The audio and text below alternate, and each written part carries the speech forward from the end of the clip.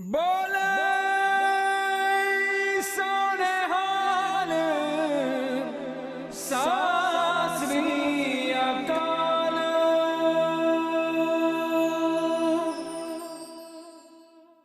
Waheguru Ji Ka Khalsa, Waheguru Ji Ki Fateh.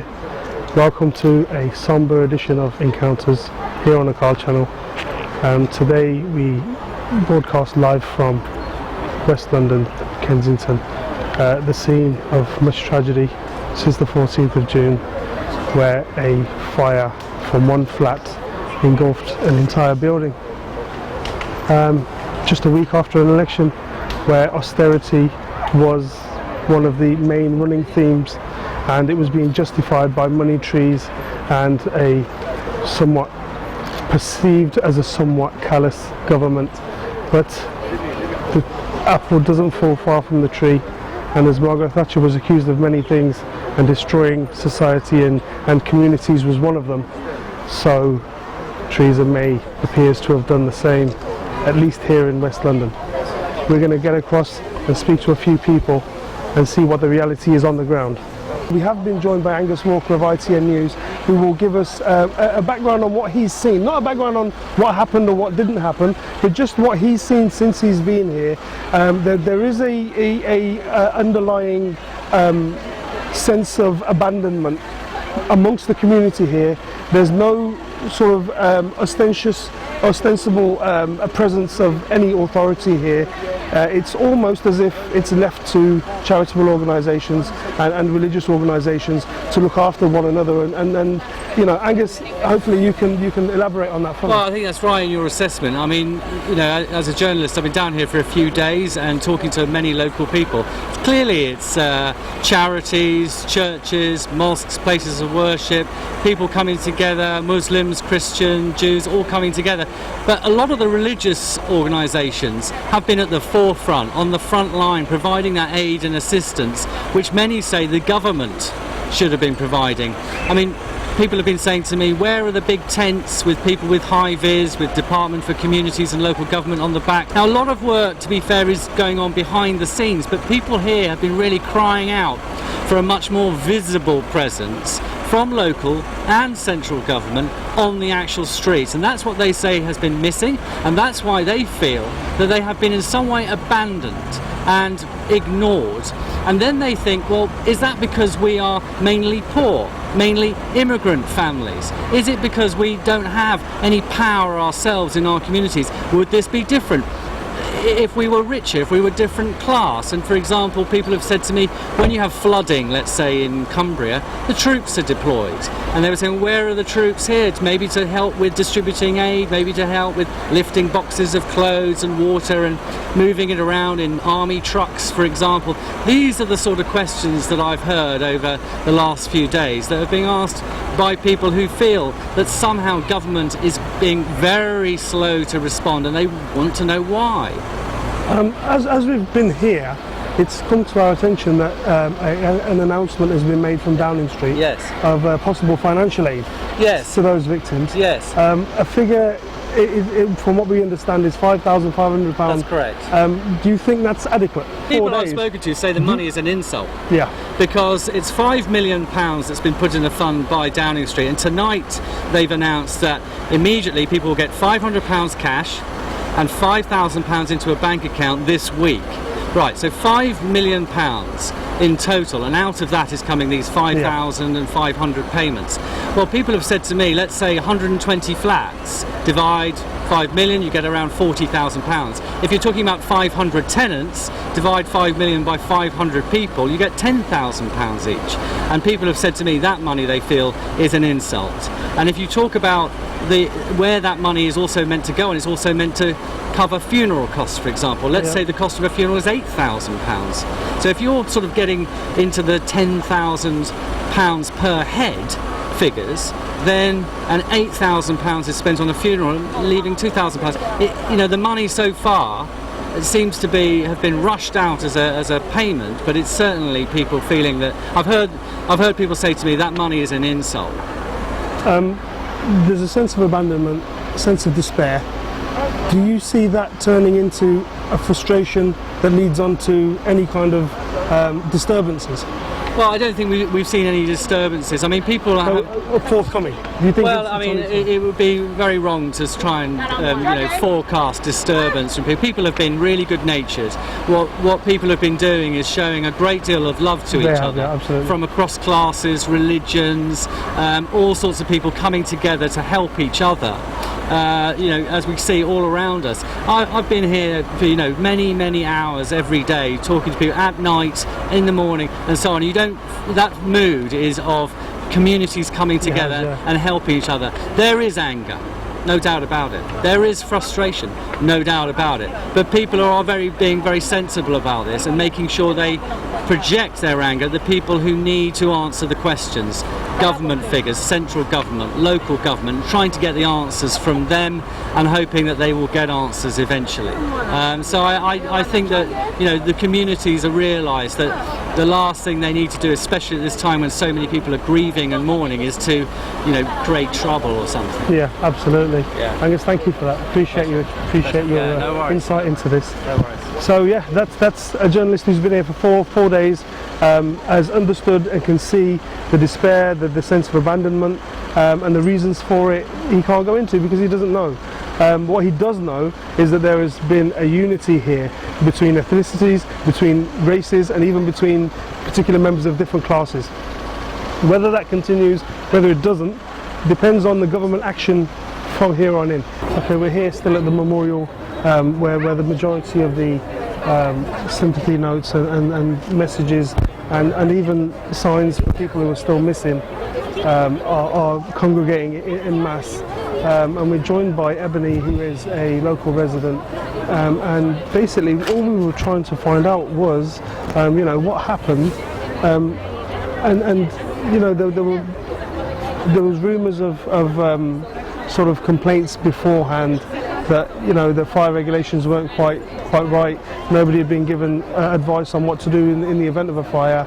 Can you shed any light on that? Do you know if that was the case? In regards to anything to do with what's happened, I mean, it's a devastating time. Absolutely. I mean, it's a wonderful thing that the community has come together, to help everyone that's gone through this traumatic time. Yeah. Unity is strength, and it's good that people can come together and unify and come and show their respects. I wouldn't feel right not coming here and actually not showing my respect. So, But is there anything you could add to that in respect to how you would expect the community to now be treated after such a devastating sort of occurrence? Well, do you know what? There's so many different conspiracies, so many different things are being said. It's very hard to believe what is the truth. Yeah. And what we've heard on the TV, to actually when you're actually listening to the local residents and friends and families of these people that have passed away, we're hearing different things. So our faith and trust in, local authorities and anyone higher than that, it moves my heart. I don't know if I can even have faith in these people anymore. Shaking a bit. I think a lot of answers need to be answered. A lot of things. I'm sure it will come to that time because there has to be a procedure, health and safety procedures and everything that they have to obviously question. But it's the devastation. It's just a devastating time for anything to happen like this.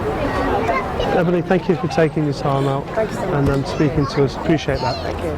Okay, I'm still here at Grenfell Tower, talking to the residents and local people regarding the tragedy itself and how the community is dealing with it and what their feelings are regarding it going forward. I'm joined now by John Maxwell-Worrell, who's a local resident. He has his own ideas as to the overall blame would lie with who? It's the structure itself, what they did. The council with Paget Brown, cretinous Paget Brown, that it is the nature of capitalism itself, that they moved in to make all the profitability here. And that the first thing they have is absolutely no respect for the working class. They have no respect for the poor. And over very many years, over 20 years, I sat in a council one time in my life, that you see how they eroded any possibility of people having any control over their lives. What is it that you do? Mellon puts the contract out to his friends somewhere. They then recontract it out to someone who puts money into the Tory party. We spill the money all the way down. So then what is it we can't do? Sprinklers, huh? There were no sprinklers. No sprinklers. What did you do? The cladding. Let me tell you what the cladding's like. The cladding is a bit like newspaper.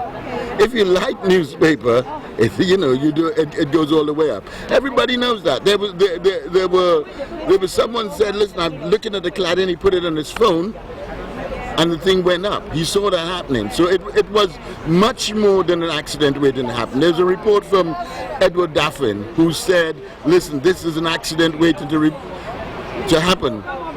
What did the council do? The lawyers sent him a cease and desist letter. Further on, when this happens, as he says, we have the guys in suits coming down and saying, listen, you can't ramp this up, this is what's happening. So they're trying to damp him down, because he was on the floor somewhere, he lived here, and he nearly died. And so that's the situation that we're in. And then what is this? Say people are missing. What does that mean? Missing. Have they gone somewhere to see their auntie or their girlfriend? No, they are dead. And the number of dead is much more than they're saying. So what they're doing is saying, oh well, 15 or 10, whatever. So it will stretch out all the way in this place. So then we have this fatigue about what's happening. So it's okay. Then what do? Theresa May comes in, inquiry, takes you incredible amount of years. We're dead and forgotten about whatever's happening here. So there's a way that they're trying to control and pacify this stuff. I think people need to get much more organized than they are. I think that you have to look not only at this situation in here, you have to look at the situation on all the buildings right across the country. You have to look at what they have been doing, the oppression, the race oppression, the class oppression, the stuff. Here's what happens. First, the blacks came out and the police used to plant us up when we were growing up. Yeah. Then later on, they offered you about £18,000 to move out. Right. Now, when they couldn't move you out, they then said they decant you. So that you move from one house, they're gonna fix it up, and then send you to Peterborough. So it is in fact a form of ethnic cleansing. It is in fact what they is it ethnic cleansing or is it gentrification? Well, gentrification, but ethnic cleansing comes with that. Over the years, you begin to see the sort of class vilification that happens. And if you're sensitive enough and aware of it, you'll understand what's happening here. John, thank you. I appreciate you taking your time on a Sunday evening. Hey. Appreciate it.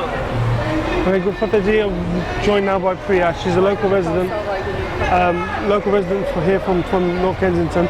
Benji, what has been your experience of what's happening, and just explain to the people at home just how close you live to Grenfell Tower. Well, actually, I live right here, opposite this Latimer Centre, and I was woken up by sirens in the morning, and then there was all emergency ambulances all the way down here, so it was 4:30. So I was it seemed really surreal. When I looked out the window, I heard all this noise, and I saw the tower the flames just going up, and I'm thinking, oh my God. I saw and I thought, how, it's just horrible what's happening. But I didn't know what was going on until I came outside after doing my prayers and everything, and I had to just pray for them. And I came out and people were bringing water and everything. Everybody was just getting together within those hours. But it was just terrible. I had to go to work. So relief work had started almost immediately? Immediately. I mean, I finished my prayers around 5:30. I looked outside at the window again. I told Uncle, because Uncle's there, and he said, oh my God, what's happened? And people were then bringing trolleys of water. So the thing in my head was they're not going to have anything.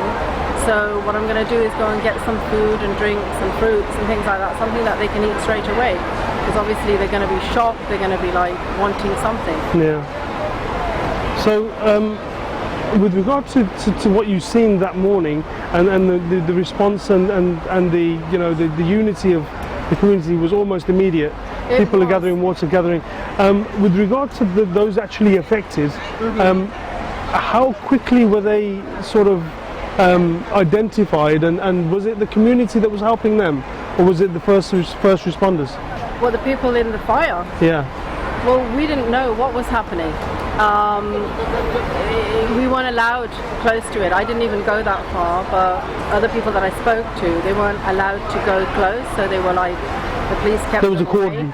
Yeah, Yeah, but because cordon notwithstanding, I mean, you know, you know, you were saying you started gathering food and fruits and stuff. Yeah. Other people were getting water. That was for the survivors, yeah. that was for the survivors. So how easy was it to identify the survivors, and who were the first responders handling that, or was that left to the community?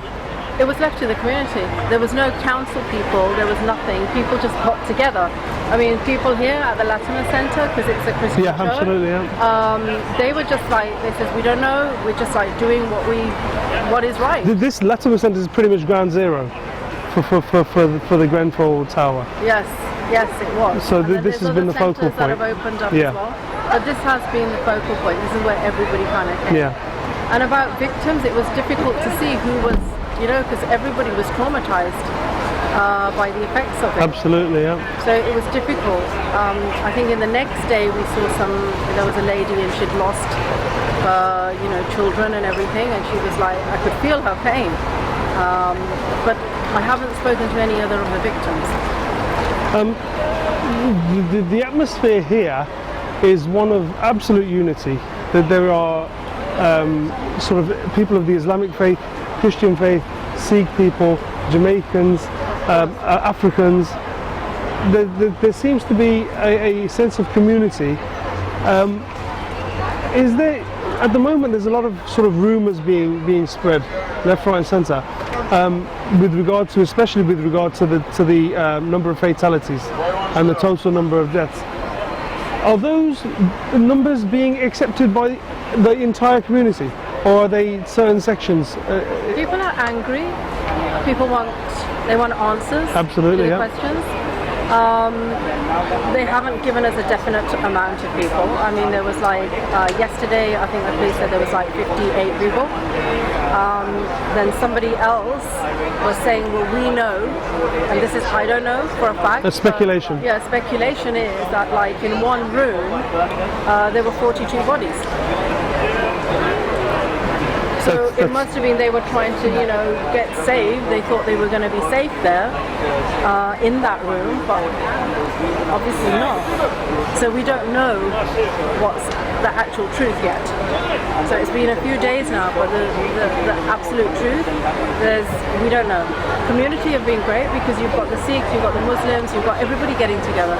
And it's not about religion, it's about humanity and Yeah. helping each other and the unity. And this is what, you know, we're taught. I'm Sikh myself, but you know, everybody is equal. So that's why everybody has been just so much love, trying to solve everything, but people haven't got the answers, and I think that's the next thing, you know, they need to get answers. Thank you for taking You're the time very out on this welcome. Sunday evening to speak to us.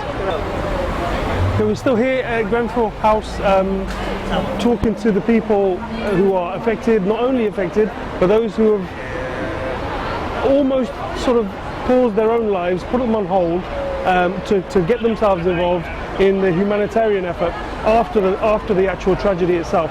One of those people is Manahil here. She lives almost an hour away, but has been here every day trying to offer her help, her manpower to anybody that can make a difference in a positive way to those who have been affected so negatively. So Manahil, what drove you to come here?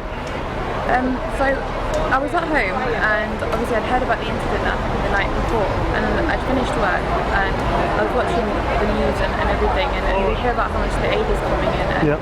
I was literally watching it on TV, and just something inside of me just made me get up, and obviously reading everything on the papers and Facebook and articles, it just something inside just hurt. Like, I can't explain how it was, but it's just the stories, hearing people that were burnt alive and crying for help. So it was more of a human feeling, you know, Human suffering. that your own people, that people that live in London London, like around you, your brothers and sisters are crying for help and need your support. Literally, I got up, I searched my whole house, gathered as much things as I can. I called my friends, like, anyone that can help me now, I need to drop off aid. So that's how it started initially. And the first 2 days, literally, I'd done 2 trips from Essex back to here, dropping off aid. So we went to centres, and the centres were absolutely filled up by the time we got here. Managed to drop off aid, go back, come again in the evening, help out with the aid that was coming in. Again on the next day. So that was the first 2 days, and then the third day, me and my friends came and we started helping distribute the aid, because obviously we heard everyone needs to stop bringing aid, and so we didn't understand. We're like, okay, so we need to stop bringing aid for today only. There was things going around on the internet saying there's no more need for aid, and I was thinking, okay, no more aid needed in terms of food maybe right now because it will go off. But these people will still need everything. They have lost absolutely everything, their homes, their community. This is not just a property they've lost and just life. They've lost the place they live and grew up in and everything. So it really, really hurts, you know. You think we are living in the 21st century in London, in the richest borough of Europe, as it says. How is this happening, you know? And so obviously we've got to come, we've got to stick together. I don't know anybody here, but what I do know is that they're humans, and so am I. And there is no religion here right now. And if you look around here, just outside Westway Sports Centre, there is people of all races, religions, ages. Everyone's just together doing what they can, and that's the important thing. I mean, despite such a tragedy happening, the most positive thing out of it is that the community and the unity, and that's so beautiful to see. And it's the only thing that's literally putting a bit of light on people's moods, because other than that, you'd go home, you cry. You read articles, you cry. You get depressed, you think, you can't sleep. I've got people and people that I've spoken to around here that have got families and friends that have, you know, lost loved ones. How are they going to live with that, you know? The thought of being told you cannot leave your flat up until 90 minutes later, oh, you guys need to escape. How can they do that when things are burning? You know. For 90 minutes they were told to stay in their flats. 90 minutes, people were told you cannot leave your flat. Obviously, protocol would say stay in your flat, but then if you're going to put nasty, cheap plastic cladding outside a building, which only would have cost £5,000 more to make it fireproof. If this was flammable, so no wonder we're building it up like a matchstick. So, you know, there's mothers, children, elderly people, and you know the elderly, disabled and sick people in the higher floors. So how are they going to get out? How are you going to tell people stay in your buildings, we're going to come? You're in London in the 21st century and you can't help people? You've got people there at the windows with their hands out, crying and screaming for help. The public, the people around wanting to bring mattresses, this is all accounts I've heard from people locally, they've told me. They've wanted to bring mattresses and try and do something to get people to jump out. No, they were told everyone was pushed back. People were pushed back. I'm pretty sure everyone's seen videos. There was a cordon put around the building. Literally. So, you know, and it just hurt so much. That aside, the people that were then obviously victims, the people that survived and managed to get out, that had to be rehoused the first, second day, right? They've been placed in, no one's told the location of where they've been placed. It's in hotels nearby. I've got 2 friends that I know, they've managed to finally, on day 3, get to the victims. So they've spoken to the victims and they said, we haven't been receiving the aid. They were in the same clothes. What do you mean you haven't been receiving the aid? So all of this, the money that's been donated, I've seen one site on one group on Just Giving raised £2 million. So where is everything going? Obviously I know it takes time for funds to be released, but clothes, aid, how have people not got that? How have they been placed in a hotel and all of this food? But people have been coming here taking aid. People have been coming to several locations. Where is That's a very good question. Where is the aid going? I don't care if it was 1 hour, 2 hours. The first 2 days, that's 48 hours, people did not receive anything. People that had no idea what's going on. But there was money being raised on Just Giving and donations. Even you know here as well, we've been here every day. First 2 days, I was thinking everyone, all the aid was coming in. Finally, I understand people needed to sort that out. Where did it go? Why did the people not receive it? Now, everyone, I know this is going on TV, obviously, I need everyone to understand, wherever you're going to donate money, you need to make sure it's a verified place. You know, people are donating. Obviously, there's emotions running high. The community spirits are high, but people are giving, but they need to make sure where they're giving is verified. There's a lot of people here taking advantage as well. But again, obviously, maybe they need it or not. But you know, look at the spirits here. Look at everyone together. It's just beautiful to see that, and we're supporting what we can. And obviously, the World Food Aid and all the Gurdwaras are coming, donating longer and food every day. Every 2 hours, hot food for the community, local families and all sorts. So I think that's the only good thing, but what we need to do now is stick together. And it doesn't matter what it takes. But I know obviously after the news and the media and all the hype calms down, you're going to see less and less people, but we can't allow that. We can't. This tragedy needs to be the eye-opener, and as tragic as it is and as sad as it is, this is the eye-opener for everyone to, to stand up, to make a change, because this is not allowed, this is not right. This is human life. These are our brothers, sisters, these are neighbours. So this is one thing that, I really, really, really, really hope that everyone still continues to support, make a change, stand up. We need to make sure all these other buildings that have got this nasty cladding around it, all these inspections, policies are changed, not just because now, because it's fresh news. This needs to, there needs to be a change that happens. There needs to be an ongoing procedural change. Think about it. You're in a borough where across the road, maybe just down the road, you've got Chelsea, Made in Chelsea programme. It's built, filmed here. Yep. But then down the road, you've got what? People that are suffering. A building that might cost £5,000 more, because that would have been the cost of someone's Louis Vuitton handbag or something. No. So how is that possible? Absolutely, yeah. The 100%. Queen's refurbishment, Buckingham Palace, £361 million. Indeed. One family, but we had 120 flats here. And people are missing. They're not missing because they went somewhere. They're not missing because you're in a jungle. They're missing because a flat was on fire and they can't be found now. How is that right? So it's really sad. I just really, really hope. Obviously, we've got to stick together. And there is no religion, no nothing in this. We all need to stick together. It's humans. There are people. So we have to really stick together and do what we can and make prayers and help and effort. Even if after a week or two the spirits die down, the aid will still be needed. These people need lifelong support. Rehabilitation, support, counselling, families, homes, everything. And even the people that are affected by the families, think about the therapy they're going to need. All of that is, absolutely. So we've got to stick together, guys. Well, no, thank you. I really appreciate you taking your time out. That's Sunday evening. Thank you. That's all for the first part of the show. We're going to be right back straight after the break with more views and interviews with people who have been directly affected and who have gone out of their way to help those that have been directly affected. Join us after the break. Waiguru ji ka Khalsa, Waiguru ji ki Fateh. बोले सोने हाल सासरी अकाल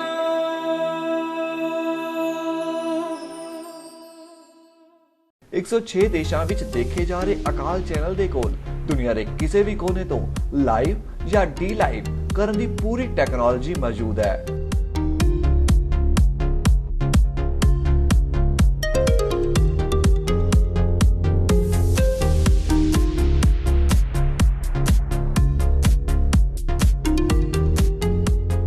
ਤੁਹਾਡਾ ਸਾਰਾ programme high definition ਤੇ cover ਕੀਤਾ ਜਾਵੇਗਾ। ਜੇ ਤੁਸੀਂ ਗੁਰੂ ਮਹਾਰਾਜ ਦੇ ਪੈਗਾਮ ਨੂੰ ਘਰ-ਘਰ ਤੱਕ ਪਹੁੰਚਾਉਣਾ ਚਾਹੁੰਦੇ ਹੋ ਤਾਂ ਅੱਜ ਹੀ ਪ੍ਰੋਗਰਾਮ ਰਿਕਾਰਡ ਕਰਵਾਉਣ ਲਈ ਸੰਪਰਕ ਕਰੋ 07702748906 ਤੇ।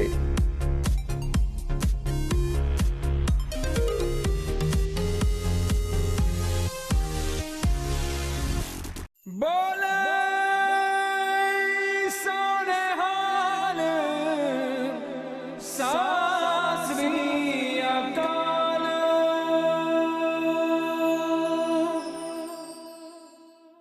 Welcome back. We're here now with world famous Sooty. The night that block of flats went up, I was flipping channels and I was just about to go to bed. I put a poster up about my baby daughter and I saw the fire go outside of the building and I just stood there and I just could not just believe what I was witnessing, what I saw. We saw people die, physically die there. You saw the phones wave and the next minute they'd stopped. And I stood in for 15-16 minutes when it all happened and I sat down and I just couldn't believe what I just saw. And I know that I was in a position to do something. I couldn't just sit down and just, oh, isn't it terrible, isn't it?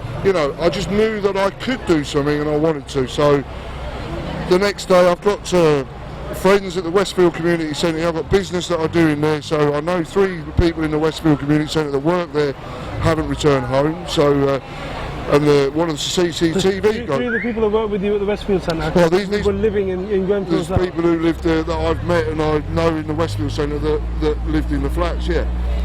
And then there's one of the CCTV operators. He was he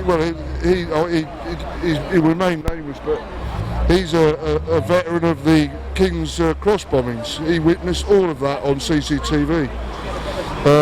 But he zoomed in to capture what he could. He's given it all to police. Obviously, that's part of the. He did his job, but as a consequence, when I phoned him up and I said, "How are you?" and I said, "How does it compare to King's Cross?" and he said, "Nothing that he went through at King's Cross prepared him for what he's witnessed here." He said. So I just went out on Facebook. I said, "Look, you know, this thing can be better than just showing your Sunday dinner, and it can be better than, you know, just waffling about nothing really. You know, let's be constructive, pull together." So I said, "I'm willing to get the vans, sort yourselves out. I know a lot of people in villages, you know, the go-getters, and we'll make an effort." So they trusted that I'd pick their stuff up, whatever they put together. And that happened on Tuesday, Wednesday, and 4 vans arrived over the last 2 days, but I've brought one down today, and just to meet people for myself, and just to, you know, I've done a lot of work this week, and just to make sure that that my effort's been worthwhile. Absolutely. But at the end of the day, when I've come down here, I know I've got to go back and do more, because what the media and what the stories are and what people are putting out there is not the truth on the ground at all, and I know that. It's just not the truth on the ground. So you know, my role is to bring the stuff down here, but more importantly is to get a feel for the vibe on the floor, the truth of what the people are experiencing around here. Take it back to Cambridge. I'm national. I'll be in Edinburgh this week. I'll be in Wales. And when people talk to me about this, because they'll see what I've done on the internet, you know, and people will talk to me, and I will try and get the truth across of the message of what the people are saying. And the people are all saying here is that, you know, there is no structure, there is no support. They're looking after themselves. They're well capable of doing that. I'm not underestimating the communities of any communities in the United Kingdom. They all can pull together, and, you know, you get out and about, you see it yourself, Jess. So I know that. But to just have to listen to the rhetoric that I've heard of the government, and you know, and I mean, the worst thing, listen, Teresa, what the hell are you doing talking to the DUP? You know, Joe Cox was murdered, the whole thing comes to a halt. No more canvassing, no more, you know, campaigning. You know, we have the London, we have the Manchester, no more campaigning. You sat with the DUP for 2 days after this had happened. What on earth, how on earth is that the leadership that we as an independent country that have won our freedom, the people have spoken, what on earth are we going to do with that attitude to the rest of the world, the globe, that are expecting us to be the United Kingdom, to be a proud people, and to be there when we need to be there, because that isn't happened this week. I've seen that for myself. Now, it's not about politics, I don't do politics, but at the end of the day, the woman's just got to go. She's got no leadership, and just for a career is all she's done, and just keeps flinging little things here and there. It's not right, Jess. So, if anything, if this community uniting and showing what can be achieved, if it can change the rhetorical politics in this country, if it can help change that and get rid of it all once and for all, and the people feel that there's people up there that represent them, know what the crack is on the ground, and that we get things done, because the rest of the world will be expecting us to do that. And if we can't get our house together here, how the hell are we supposed to go out there and be a successful kingdoms, you know, and be successful and have respect from the rest of the world? You know, that's got to begin at home, and certainly it hasn't happened here, and it needs to happen. Okay, so if my getting involved can proliferate that and make a difference, that's fine, you know. But we've been met down here by the people of the area, brilliant. Everybody's pat us on the back, you know. But it's not about us; it is about all of the people that. It's been such a national charity. I mean, I've dealt with donations, Jess. I have never seen the people come out and just feel they wanted to do something like this one. It was so stark, you know. It was you saw people dying on the television in front of you, and aircraft crashes, tragedy. A few bits of plane on the ground. Oh, isn't it sad?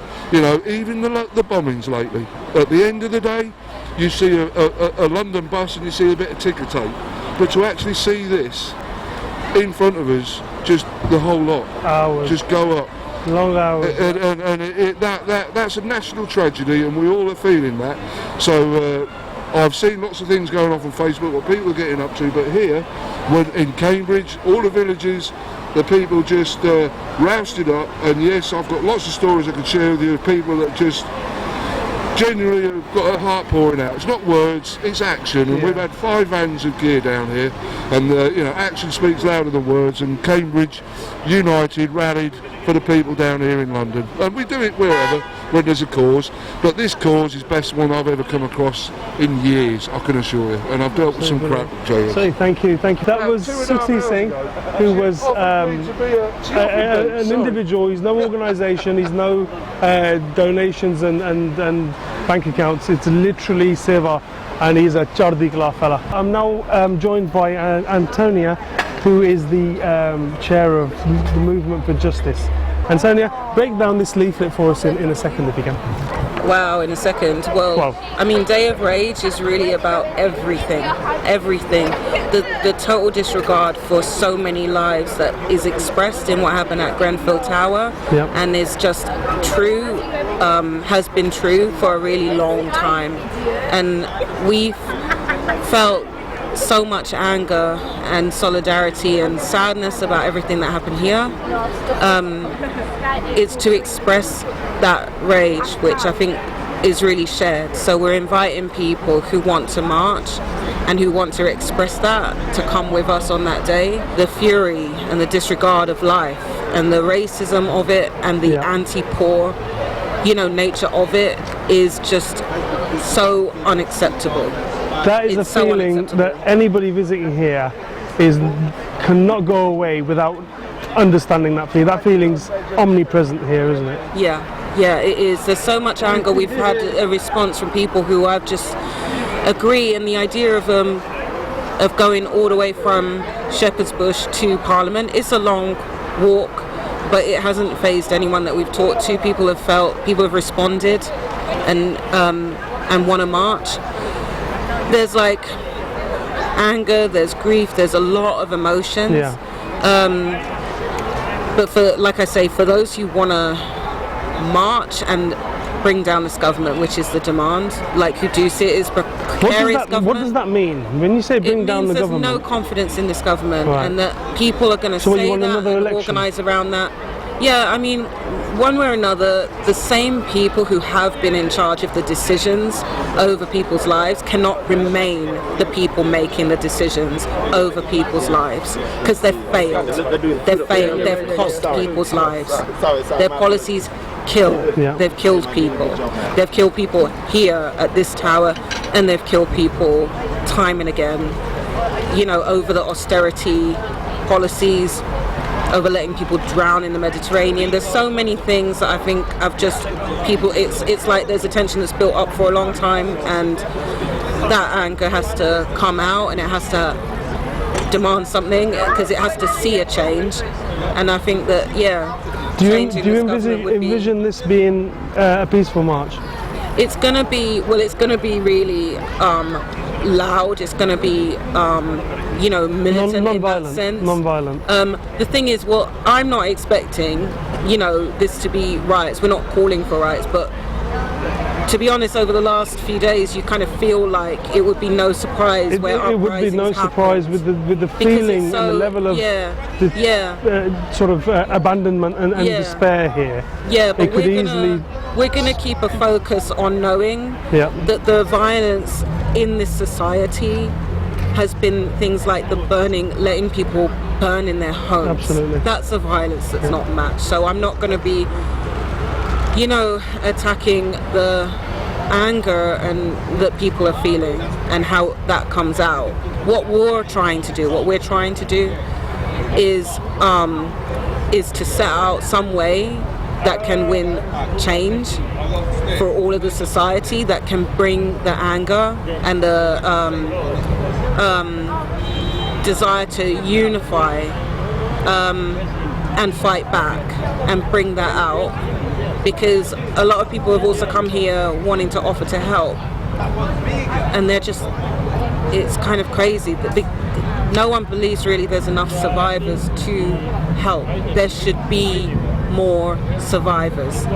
There should be more ways to help people. I don't know. you've been around here. Yeah. That's a tangible Several days. feeling. You can see the frustration. Yeah. So we have a job, because frankly, if this government can continue in the same way, then the next thing that comes is a cover-up, and we've experienced that from Movement for Justice. When someone dies at the hands of the state, the object of the state is to quell the anger of that, Yeah. and to get back to business as usual as quickly as possible. They're more afraid of the uprising and the anger than they are of the injustice. Absolutely. Because yeah. if they were afraid of There's the a process injustice, they would have that's fixed it followed. in the first place. They would have made different decisions. Can you in the first recognise place. that process happening here?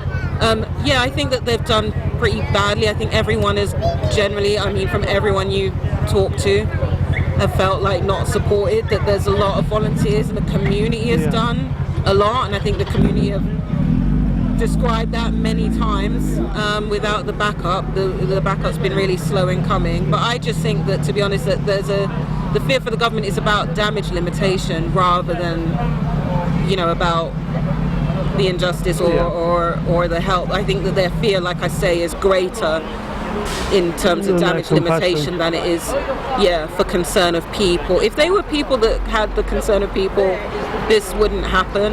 Yeah. The policies would all There wouldn't be necessary for a reaction. We want to express all our solidarity with the people who have suffered and still suffering. Absolutely. That's not going to go away.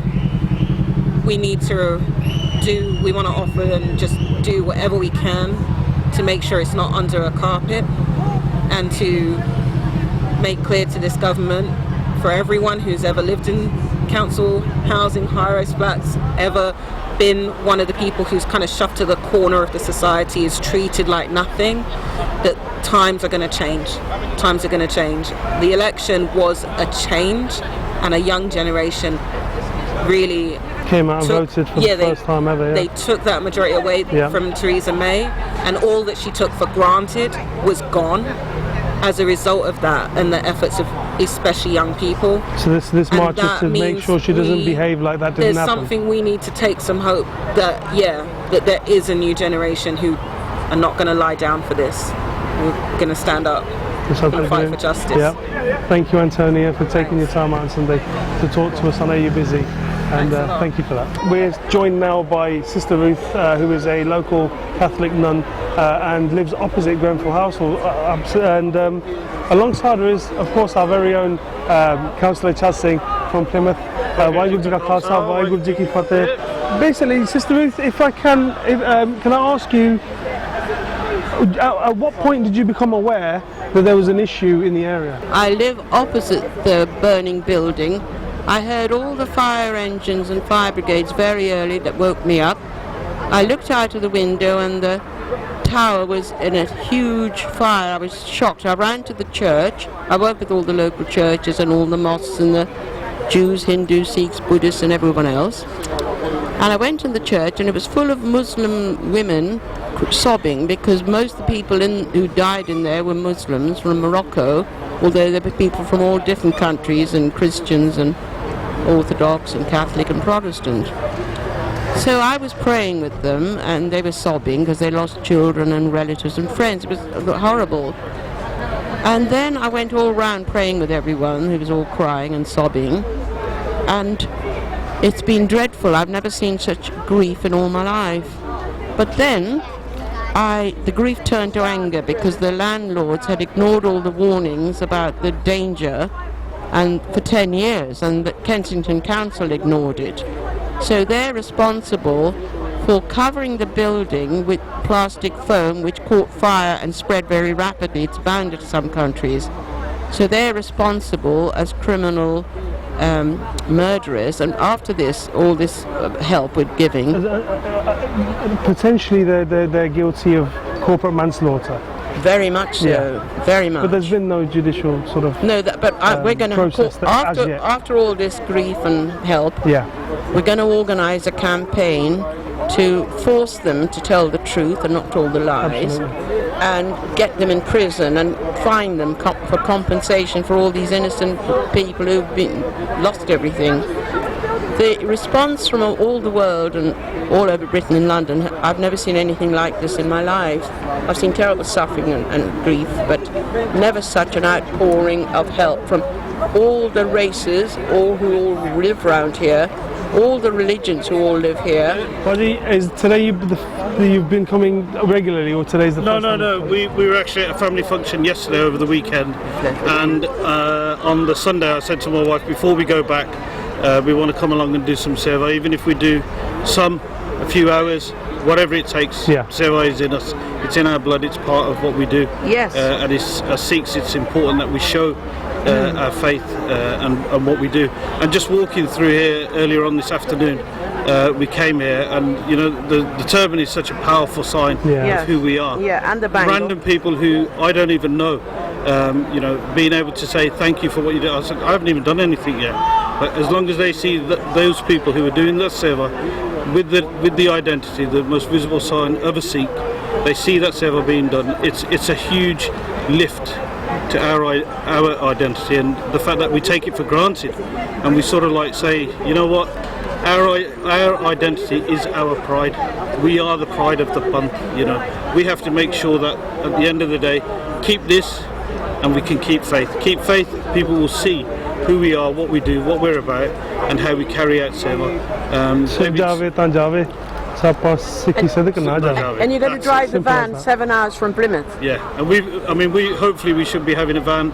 I'm going to come midweek. We've got a donation where we've had blankets, toys, accessories, everything that they needed. I'm going to come back up. Drive 7 hours, thank you. Yeah, it's a long journey from Plymouth, but that seva will be carried out. It's our way of saying, actually, you know, this tragedy has hit everybody, regardless of who you are, you know. So we just got to do the seva. That's all we got to do. Thank you, buddy. Thank you for taking the time. Thank you, Sister Ruth. Joining me also is our very own sevadar Pupinder Singh, Nihang Singh Khalsa from East London. He's been here since day one. He's been here for 4 days. And basically, what he has been doing is coordinating the Langar Seva. When we're being told that Langar Seva is continuous, and various charities of various different names are all providing Langar, what they're actually doing is a relay service, which is being coordinated by yourself. Is that right? Yeah, sort of. So the main Langar, so Shepherd's Bush is 500 metres from here. So Mara Kirpa is our oldest Guru Ghar in terms of started off by students, 1904. So this current building, they've been here since 68. They're doing a refurb on it now. So we've had our base here now, so we've always been hanging around here. You know, come along to the carnival, we make an effort with the community, especially like community relations and stuff. Yeah. So the reason we've been here, so one of them, so there's Sikh families still live around here. There's a family across the road here. There's a family that you haven't met yet that got evacuated the next block to the block that burnt down. Sikh family, and they got evacuated away to somewhere else. They'll tell you where it was for 4 days. They come back today. Since this afternoon they've been helping us do seva. That's how much of a Chardi Kala family are. They're a bit scared. But you see, the Langar Seva is not just one organisation, is it? No. It's the same tables, and the Langar itself is changing. We set the tables up. The idea was start off with a Shenikah first. Ealing Gurdwara, which is the Gurdwara 2.5 miles away. Sister Gurdwara Shepherd's Bush. It's the old Sangat of Shepherd's Bush that have moved further out. So they've set that Gurdwara up there, with Shepherd's Bush Sangat's money. I'll clarify that as well. And the old committee members in the same committee, but you know, Anyway, so they've been providing Langar every day. Pati love dal and chawal. Because we've been so successful at distributing Langar, and everybody now knows who we are, we started off for volunteers who were volunteering, you know, and the families. Now we're providing Langar for the volunteers, some emergency services, the fire families. We're now doing 4 Langars a day. So our main Langars come from Ealing, then our backup Langars coming from South to Park Avenue. We've also had Langar from the Guru Nanak Afghan Gurdwara, Southall. Southall. And any other Gurdwara you want to volunteer, let us know. Give us some notice. During the week it's quieter. So during the day we do fruit. So if you want, kisi ne bhi daan karna, food फाड़ उदार कर दियो पानी दी बहुत लोड़ आ that's the main thing we're dishing out is pani and langar we do in the evening 5 till about 2 in the morning and it's so you know on social media we're seeing various Sikh organizations are here they're doing XYZ there's only one jagah. There's one jagah for langar and there is nobody else here. Let me tell you what's happening. Have they left or were they? So they're coming and going for an hour or two, Okay. So United Sikhs are here, their offices at Shepherd's and Gurdwara. So they were here on the scene, they were here on the first day. Cars had come down, it was really great, they helped with a bit of coordinating. Then obviously went and then come back again. Cars had to come back with langar aid, they were doing Pani Di Seva. They did langar for an hour, so one of the days we ran out of langar, so they got langar from Slough Gurdwara. Sangat come down, did langar for an hour. It's basically the Najwan from Shepherd's Bush, a few Najwan from West London, some from East London. So it's Najwan Di Seva, it's the Sangat of Shepherd's Bush Gurdwara serving. Organisations are coming and going. Midlands Langar Seva have popped down, they've gone around, they've had Sevadars coming down. Khalsaid have come down and left. United Sikhs are sort of floating around, they're here but they're based here. World Sikh Aid, I've got to give them a shout because they've actually done a tremendous effort. They provide us with, they've actually been bringing the langar from Southall. Oh, they're providing the transport logistics of. They've helped with transport logistics. And also they've brought pani as well, twice, like 40 cases at a time, so that's brilliant. And they're youngsters as well, very little known charity, so they're new on the block. SWAT come down, by the way, the first couple of days, and they've been delivering nappies and stuff to different organisations. On a langar front, those Gurdwara making the langar, and any of the charities are bringing the langar is from Gurdwara, because they're coming in Gurdwara Patile, Gurdwara Karshiyan, So thankfully Gurdwara provided the langar, and there's some of the charities doing the seva. So I want to clarify that. The charities are popping in and popping out. On our base, we've been here day and night for 4 days. Hence, because the Najwan are upset, the Kale, the Musliman and that, they've been kicking off with the media. The council isn't here, they're only in the centres, Iddarioa. The police are here, they're not walking around, but now they've started walking around.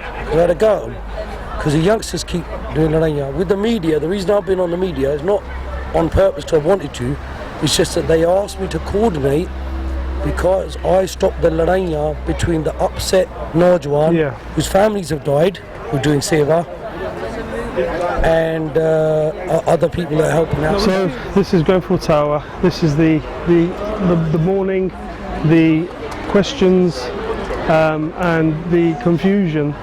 It doesn't look like it's going to end anytime soon.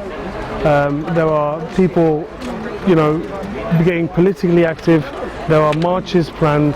There are days of action, days of rage planned. There's all sorts of things that could still happen. But one thing that hasn't happened yet is we still have no definitive number of how many people have died. We still have no definitive number of how the survivors have been rehoused, where they've been rehoused, what questions they're being asked. There were people here who were telling us off camera, who were not willing to talk to us on camera, who were saying that when people were being rehoused, there were questions regarding their immigration status were being asked. These are questions being asked of people to prove paperwork things that have been incinerated in a building that burnt for almost 24 hours. So, feelings are running very, very high. There's no end to it as yet. But, for the survivors and for the victims' families, there isn't going to be any end to it at all. So, the community has come together. There's been an absolutely tremendous effort here of humanitarian effort, which has brought food, which has brought clothing, and which has brought material things. But what's still needed is rehabilitation and possibly counselling, as well as rehousing, permanent rehousing, not temporary rehousing and just pushing everybody away and expecting the problem to just disappear. It's not going to disappear. It's very much here, and it's very much scarred a community that was already at